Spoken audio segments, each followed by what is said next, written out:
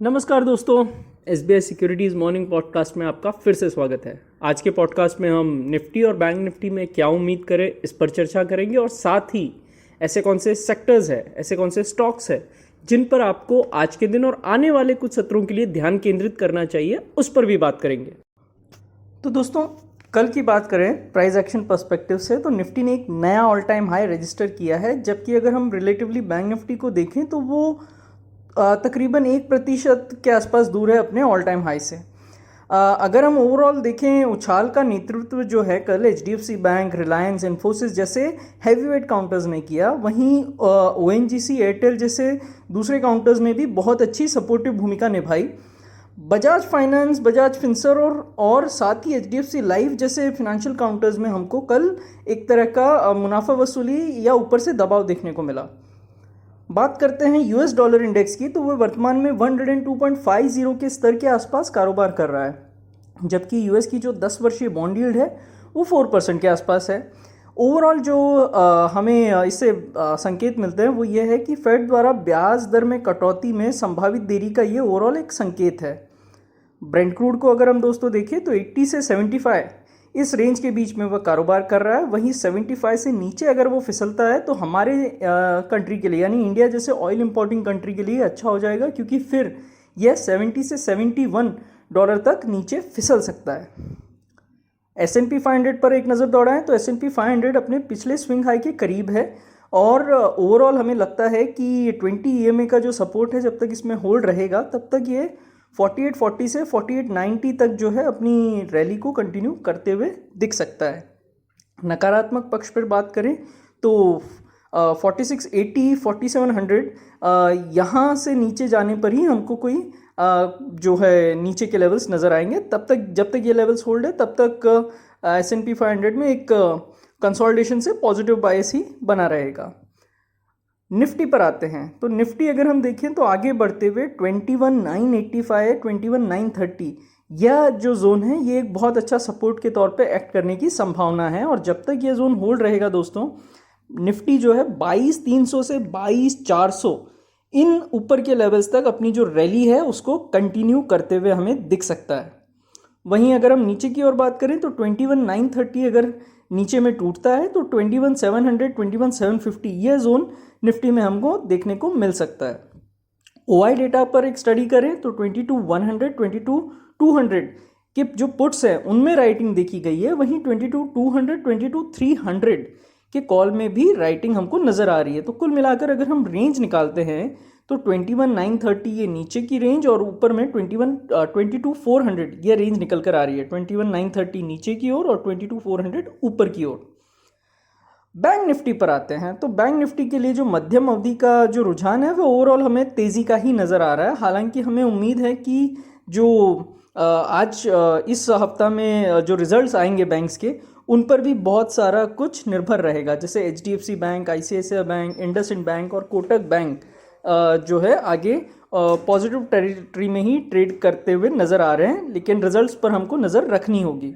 आगे बढ़ते हुए 48,050 और 47,990 ये जो जोन है ये एक अच्छे सपोर्ट के तौर पे एक्ट करने की पूरी संभावना है। और ऊपर की ओर जब तक हमें लगता है कि जब तक ये जोन होल्ड रहेंगे तब तक ऊपर की ओर 48,500 से 48,600 तक जो बैंक निफ्टी अपनी रैली दिखा सकता है, क्योंकि वहीं पे रेजिस्टेंस भी प्लेस्ड है। 48,600 को अगर हम जो है पार करते हैं, 48,600 के पार करने पर एक क्विक शॉर्ट कवरिंग हमको दिख सकती है 48,800, 48,900 तक।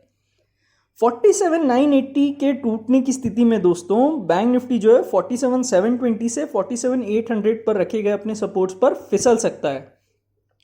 निफ्टी की तरह ही अगर हम यहाँ पर भी OI डेटा को स्टडी करें बैंक निफ्टी में तो 48,300, 48,500 के कॉल में, वहीं 48,100 के पुट में महत्वपूर्ण ओपन इंटरेस्ट बिल्डअप जो है वो देखा गया है, जो आने वाले कुछ सत्रों के लिए 47,980 और 48,600 इस रेंज को दर्शाता है। निफ्टी की बात हो गई, बैंक निफ्टी की बात हो गई। अब आते हैं आपके फेवरेट सेगमेंट पर, जिसमें कि हम बात करेंगे कौन से ऐसे सेक्टर्स है, कौन से ऐसे स्टॉक्स है जो आपकी वॉचलिस्ट का हिस्सा होने चाहिए, जिस पर आपको नज़र भी रखनी चाहिए और जहां पे अपॉर्चुनिटीज़ भी मिलने की संभावना है।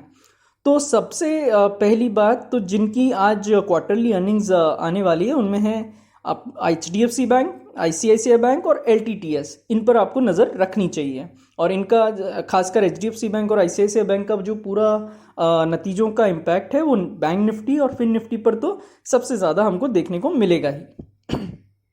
वहीं दूसरी ओर राइट्स, RVNL, IRCTC जैसे रेलवे के जो काउंटर्स है, इनमें बढ़िया खरीदारी हमको कल देखने को मिली। और ओवरऑल अगर हम रुझान देखें तो ये पूरे सेक्टर ही एक बहुत अच्छे अपट्रेंड में हमको नज़र आ रहा है। IT की बात करें तो Wipro, HCL Tech, Infy, LTIM और साइंस में देखी गई मजबूती के साथ IT जो है अपनी फ्राइडे की तेज़ी को कंटिन्यू करते हुए नज़र आया मंडे के दिन।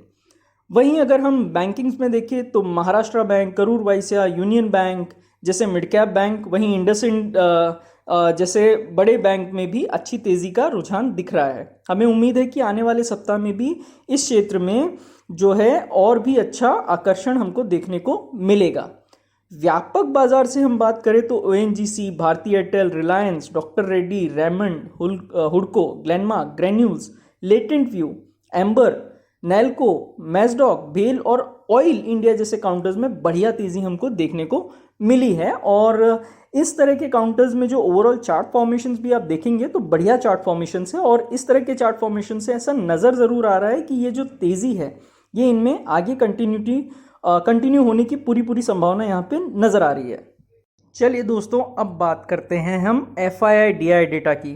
तो कल कैश में FII ने 1085.72 करोड़ रुपए की खरीदारी की। वहीं DI को अगर हम देखें तो 820.69 करोड़ रुपए की जो है उन्होंने बिकवाली की। इंडेक्स फ्यूचर्स के लिए जो FII का लॉन्ग शॉर्ट रेशो है वो सुधरकर अब 65.96% हो गया है, क्योंकि उन्होंने इंडेक्स फ्यूचर्स के 15,076 कॉन्ट्रैक्ट्स खरीदे हैं। स्टॉक वायदा के मोर्चे पर अगर हम बात करें तो FII ने 718 कॉन्ट्रैक्ट खरीदे हैं। वहीं ऑप्शंस के मोर्चे पर FII ने 38,267 कॉल कॉन्ट्रैक्ट खरीदे हैं। वहीं 16,763 पुट ऑप्शन कॉन्ट्रैक्ट जो है वो बेचे हैं, जो सकारात्मक गति जारी रखने का जो है संकेत देते हैं। तो दोस्तों, आज के लिए पॉडकास्ट में बस इतना ही। हमारे पॉडकास्ट को नियमित रूप से सुनने के लिए और हमें इतना प्यार देने के लिए आपका बहुत बहुत धन्यवाद। Investment in securities market are subject to market risks. Read all the related documents carefully before investing.